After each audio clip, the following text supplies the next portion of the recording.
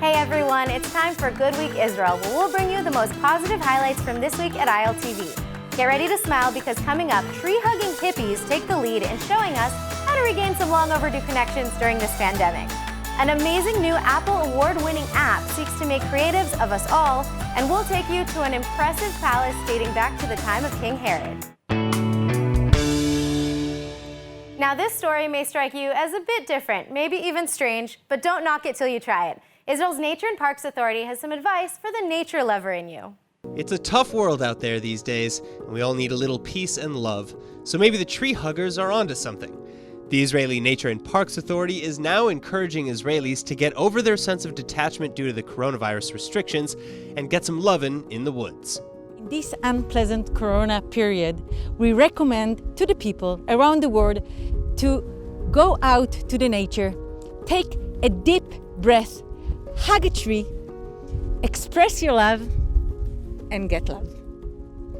While taking the authorities' advice to heart, dozens of Israelis, young and old, are heading to the woods and parks around the country. One of the hardest things about corona is that the most basic human need is for connection, for touching, for hugging. So apart from my partner, I can't hug my children, my grandchildren. So nature is beautiful, so you express your love for nature by hugging a tree. That's what we're doing. Under Israel's increasingly tough hygiene restrictions, people are asked to stay at least 2 meters away from those outside the home at all times. This solution then, as our tree huggers attest to, offers some much-needed connection. I think we are not hugging too many people these days, not our children, not our grandchildren, and hugging a tree is quite a nice thing to do. We have no other alternative to hug. I can hug pet from the morning to the evening, but hugging a tree is quite a very special thing to do. And also we wanted to try a ménage à tree. So it's working quite nicely. We can recommend it. About 10 kilometers south of Jerusalem lies a mound with an impressive palace dating back to the time of King Herod. ILTV's Natalie Torsky went to check it out.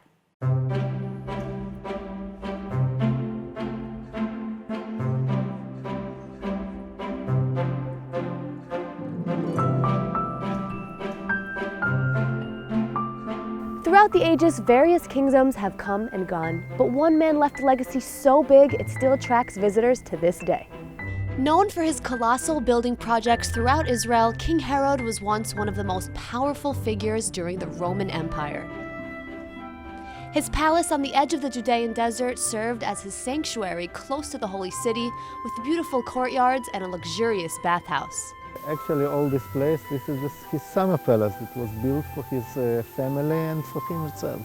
Today what's seen at the foot of the mountain is a large rectangular structure, but it was once an exquisite pool. And right below that you can see the ruins of a monastery that dates back to the 5th century Byzantine era. We can see here the remains of the huge walls that was going around this palace. You can see it now survived something like 15 meters tall. In the origin it was 30 meters. Archaeologists believe that Herod's personal bedroom was in the main tower, which was originally 7 stories high. It's really amazing that they could build such an immense structure like this without the modern tools we have today. How long did it take for them to build something like this, do you think? Oh, it was a very short period. We think that all this complex, including the lower part, was built during less than 3 years. I think we need to get a closer look of this palace. What do you say we go inside? Let's do it.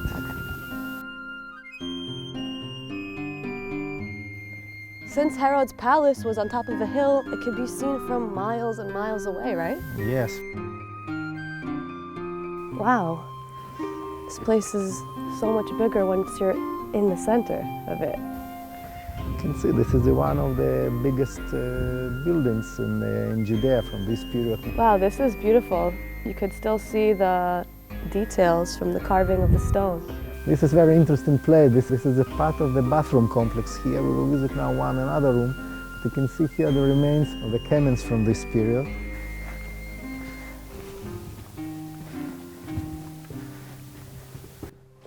The The ceiling of the 2,000-year-old bathhouse is the oldest stone dome in all of Israel. And you can see the remains of the frescoes on the wall. What's a frescoes? Frescoes, this is the picture that in this period there was covered all the walls on inside the palace. Wow, that's amazing.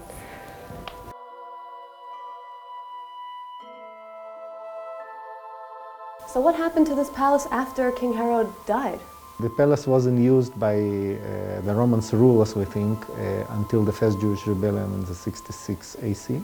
While visitors can already view many details of the structure which have been uncovered and preserved, workers continue to restore them to their former glory. Basically, we're doing a conservation for the whole building, for the whole site, trying to avoid reconstruction. So for anyone wanting to stand right where an ancient king once stood, Herodian Park is the ideal destination. Now for all you creatives out there, watch closely because we've never seen a program quite like this, and it could be a glimpse into the future standard of hand-drawn animation.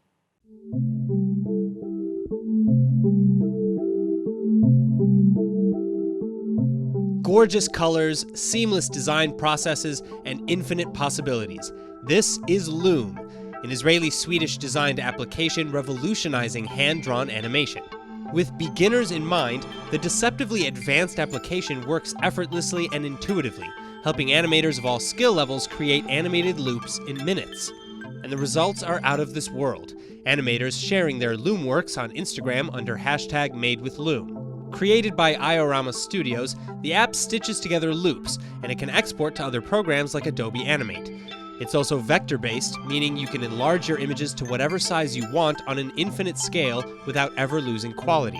While Loom's programmer, Swedish music and video game engineer Finn Eriksson, and Loom's developer, the Israeli Eran Hilleli, himself an animator, designer, and lecturer at Jerusalem's Bezalel Academy of Art and Design, they describe Loom as so playful you'll think it's a toy, when really it's a secretly robust app boasting an out-of-this-world reimagined interface for animators and creators. And it's just become one of this year's 8 globally recognized programs at the Apple Design Awards too. Notified online due to the coronavirus, Apple executives contacted designer Hilleli to share the news. Then again, don't just take our or even Apple's word for it. You can check out Loom for yourself in the Apple App Store for just $9.99. Next, Israel has created a new special forces group bringing together some of Israel's most elite units. Check this out. Jack of all trades and masters too, the Israeli Air Force bringing together some of Israel's most elite units to create one new special forces group known as the 7th Wing. With a dedicated intelligence unit and members of the Shaldag Elite Air Force Commando Unit, the Helicopter Combat Search and Rescue Unit 669, the secretive frontal landing unit which sends specialists deep behind enemy lines, and an assigned school for Special Air Force combat troops, it also boasts a massive organisational and chain of command change, answering only to a commander with the rank of colonel. These Special Forces soldiers will maintain Israel's military superiority from the air, with the unit bringing together the best from each area of expertise, supercharging their effectiveness in the field. The 7th Wing will complement the existing IAF and bolster the force, taking part in both special depth, routine and emergency operations. Speaking at the inauguration ceremony, Israeli Air Force Commanding Officer Major General Amikam Norkin saying that today we stand on the shoulders of our predecessors who dared and acted, and now we are the ones leading. A high for Israel, becoming the world's largest medical cannabis importer on the globe. But the debate about its legality is still ongoing. Aaron Porras has more. It seems the Jewish state is going to the weeds, Israel reportedly overtaking Germany now as this year's biggest medical cannabis flower importer. Some 4,000 kilograms of flowers reportedly arrived in Israel by June 2020, far outpacing previous years. The reason? Apparently, with looser requirements on medical cannabis than the EU and elsewhere, Israel has become a go-to destination for cannabis producers all around the world. Israelis also account for one of the highest use rates per capita. A 2017 study showing that nearly 30% of Israelis between ages 18 and 65 consumed cannabis in the past year. This number up from just 8% the year before. Meanwhile, a massive cannabis-based economy is bubbling just under the surface. Available via medical prescription, recreational use of cannabis is still only decriminalized, and a robust economy based on cannabis and cannabis-related products lays in wait for regulation to catch up. Two bills that would effectively legalize cannabis have been tabled since June, though, after gaining initial approval for a first Knesset vote. The bills, brought forward by Likud MK Sharon Haskel and Blue and White MK Ram Shefa, would pave the way for a regulated but open-use system similar to alcohol and tobacco. חברי הכנסת, הצעת החוק לא נועדה לעודד שימוש בסמים או להניף דגל שכזה. נהפוך הוא. ההצעה מגדירה הגבלות על הגיל והכמות המותרת לשימוש והחזקה, מגדירה את המקומות האסורים לעישון ומסדירה את הקנייה והמכירה של קנאביס באופן שיאפשר פיקוח וביקורת הדוקים ובמקביל יחסל את השוק השחור והעברייני של הקנאביס. Debunking criticisms against the plan, Haskel also pointing to the massive cash windfall that could benefit Israel should the legislation finally pass. ובואו נדבר על כסף. ב-2018, שוב, קולורדו שאוכלוסייתה כ5.5 מיליון נפש, הרבה פחות מישראל, הרוויחה יותר מ-$130 מיליון ממיסים ואגרות הקשורים לקנאביס, כ3% מהתקציב השנתי. סך הכל מאז שנפתחו החנויות ב-2014 נוספה לקולורדו הכנסה ישירה של כמיליארד דולר. תוסיפו לזה גם הכנסות עקיפות מתיירות ופעילות נלווית, הון עתק. Located in the Judean Hills, an area historically recognized as a major wine-producing region since biblical times, is a kibbutz dedicated to the cultivating of vineyards. And ILTV went to check it out. Kibbutz Tzuba in the Jerusalem Hills features expansive vineyards surrounding picturesque scenery. The grapes grown here yield a quality of wine that has put Israel at the forefront of winemakers worldwide. You have to see what's going on in this winery. Real high-tech stuff. Come on. Today we met with a member of the kibbutz with a big passion for wine since childhood, producing his first wine with his father in South Africa. After moving to Israel, he set up his own vineyards, getting the grapes ready for the kibbutz's first harvest. I think there's something really special about going on a wine tour in the Judean Hills. I mean, this was a major wine-producing region for thousands of years, since the days of the Bible, right? Correct.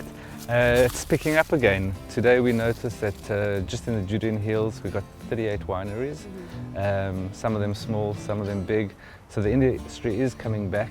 So with wine making a huge comeback and the Judean Hills becoming an extremely popular spot to grow grapes, local growers have hit the region's maximum capacity. So what makes this area such an ideal spot for growing grapes? First of all, the elevation. We're 730 meters above sea level. We've got terrace and limestone soils, which are two ideal soils for growing grapes. Difference between day and night, we've got anything from 10 to 15 degrees Celsius between day and night temperatures, which is really good for grapes. These sprawling vineyards grow the grapes for some of Israel's finest, high-quality wines. Let's try some. Sweet. Juicy and sweet. The local geography and climate is perfect for grape growing, with ideal annual temperatures here in the Jerusalem mountains. So what do you do to protect the grapes from any insects or? First of all our vineyards are eco-friendly. The only reason why our vineyards are not organic is because we do spray weeds here chemically. But as far as spraying our vineyards, everything is sprayed organically. We work with pheromones. If you look over here, these are pheromones. Basically, one of the problems in vineyards is you've got butterflies who lay eggs inside the bunches of grapes, and when the eggs hatch, the worms eat the grapes and the grapes go rotten. So basically what the pheromones are, it's the smell of the female butterfly, which we hang up in the vineyard, and when the butterflies come to lay their eggs, there's like a carpet of female smell over the vineyard, and they'll just go to another vineyard and plant their eggs. And it's fresh. What does a female butterfly smell like? Let's see. It's very subtle. It's too subtle to Yeah. tell. It's also at the end of the season, so I don't know if there's any smell left there. So we checked out the vineyards, really awesome place, delicious grapes. Where are we headed to next? Now we're going to go through to an ancient wine press Okay. from the first temple, about 2,800 years old, to see how the process of wine was made in biblical times. The ancient wine press provides a window to the winemaking past. So this has been around when David HaMelech was king. Correct. As far as this wine press is concerned, you could call this the Caramel Mizrahi of biblical times. It's not just one hole, it's a major industry here. What used to happen here, the grapes used to come down in baskets. They used to lay them down one on top of another. You'll notice that there's all these holes in the walls. Yep. Where they would put a big pole, squeeze all the juice out.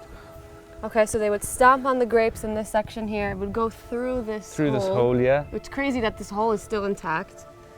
Into the Slide. tank. Uh-huh. It'll go through fermentation, and then they would transfer it into the storage tank, which is the largest tank out of all of them. Okay, we have a hole here from this Correct. hole. And then you can go down in here. Oh, that goes deep down. Wow. This is like 3 meters down. Correct. So this is where all the juices of the All the finished wine. Thankfully, foot stomping was replaced with modern wine presses. So we headed back to the Tsuba factory for a peek into their kosher certified facility. Why don't you walk us through the process from the vineyards to here? What happens here is the grapes arrive here about 7, 8 o'clock in the morning. We do a night harvest by hand. Now the main reason why we do a night harvest is so the grapes can arrive here as cold as possible. Here we de-stem them. All the peels and the juice get pumped up into our tanks where they go through alcoholic fermentation. Alcoholic fermentation will take anything from 2 to 4 weeks. Once they finish alcoholic fermentation, we take all the juice out of the tanks, we press the peels, all the clean juice goes back into the tanks where it goes through its second fermentation, which is called malolactic fermentation. It happens spontaneously, we do not interfere. All we basically do is keep the wine between 22 to 24 degrees Celsius. So then everything will go back into the tanks. From there it'll get transferred into French oak barrels, where it'll spend anything from 14 to 24 months in barrels. So after a full day of exploring the vineyards, I think we deserve some wine. Correct. So what do we have here? We have red wine, white wine. We've got our Chardonnay. It's a 2016 Chardonnay. It's a non-malolactic Chardonnay, which means it doesn't go through second fermentation. Fine, cheers.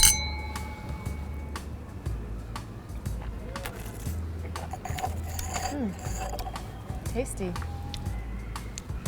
So you opened up a winery at the time where the wine industry here in Israel was really booming, right? Correct. Well, we actually planted the vineyards when the wine industry was booming, which was in '96. It started off. 2005 we opened up our winery, and we've been growing grapes ever since then and producing wine since 2005.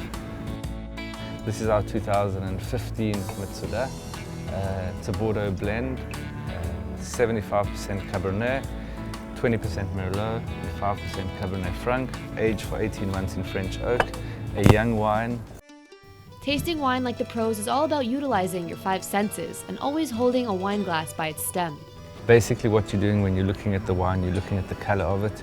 It's a Rich color, correct. Now always when smelling, we give it a bit of a swirl in order to put oxygen in the wine. And now to finally taste the wine, an experience which stimulates multiple senses at once. You'll take a sip, you'll swirl it around inside your mouth, including the inner parts of your palate, while sucking oxygen through your teeth. You'll swallow, you'll wait a few seconds, and then you'll take another sip and you'll judge the wine. And obviously the 5th sense is sense of sound, the chaim. But now you'll notice you must actually make that noise. We want to hear that sucking. Wow. And you'll feel now that your mouth is much more full of flavors. Aside from growing grapes and other fresh produce, the kibbutz is home to another delicious stop, the Galita Chocolate and Praline Shop, just a few steps from the winery. Galita offers fun chocolate making workshops not just for children, but for chocolate lovers of all ages. This is our workshop examples. We have a workshop for everyone. So as fun as making chocolate houses and making chocolate tractors look, I think we should work our way into the advanced workshop, making pralines and all this fun stuff. I think you're right. Yeah. I'll give you an apron that you don't want to get dirty. Kids can decorate lollipops while adults can create the perfect praline. Okay, so we are working on 2 different chocolate designs, right? Yes. You're working on the chocolate bars, and I'm doing the pralines. First of all, you have here chocolate with nougat in it. Ooh. You have to stir it really, really well. Wow, look how smooth this chocolate. Yeah. So now you have to fill those all the way to the top. You can put topping on. Look how many toppings we have here. I mean, 2, 4, 6, 8, 10, 12 toppings we could choose from. So I think chocolate is a really nice way to bring people together. Because everybody loves chocolate, right? Actually, chocolate that you make yourself is the best chocolate in the world. And because Galita uses some of the highest of quality chocolate ingredients, it's bound to be delicious. The chocolate is made for 2 parts of things. They have the cocoa and the cocoa butter. And there's not sitting properly. So it's have to be moved all the time, up and down, up and down. It's have to, every day we have to cool it.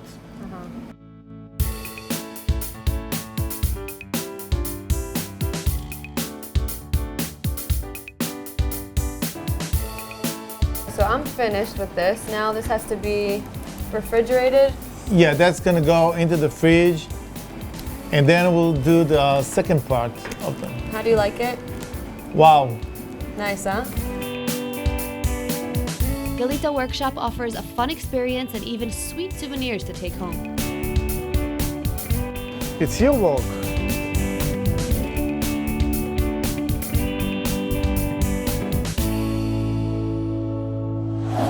All right, that's it for today's Good Week Israel. I hope we've helped you start your week off with a smile. I'm Nittany Manson. See you next week.